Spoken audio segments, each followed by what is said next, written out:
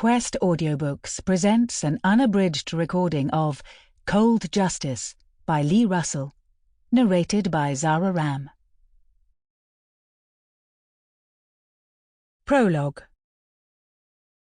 The young woman lay flat on her back, blood pooling on the ground beside her.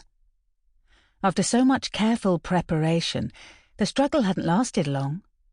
It never did. 1 minute the girl was alive, the next she was dead. The blade had entered at exactly the right spot, in the middle of her chest, and death was swift. With practice, a quick death had become almost assured. It was better that way, reducing any risk of discovery before the job was done, and less messy. The victim had barely attempted to struggle or even remonstrate.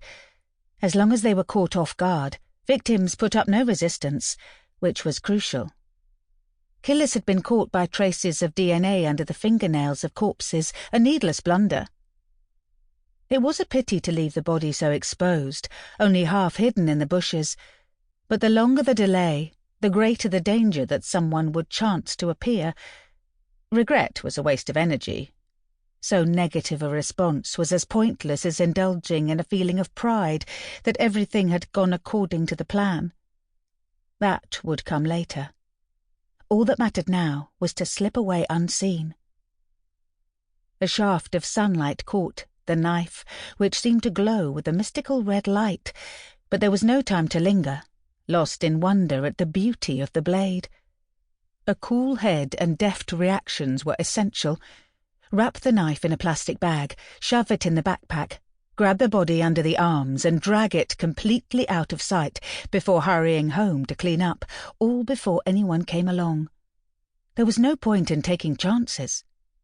However confident the police might be, the negligence of criminals resulted in more arrests than any cunning detective work. With care, the police could be dodged at every step and any unpleasantness avoided. Attempting to heave the body into the overgrown weeds bordering the waste ground was hazardous. One tiny scratch from a bramble and it would all be over, a trace of DNA left behind like a calling card. Staring blindly up at the sky, the dead woman's eyes jolted horribly when she was moved. It soon became obvious that any hope of concealing the body would be thwarted by the difficulty of manoeuvring it across uneven ground. It would be too risky to spend time trying to shift it any further. At least it wasn't lying in the street, and it might not be found straight away. Sunlight penetrated. Sample complete. Ready to continue?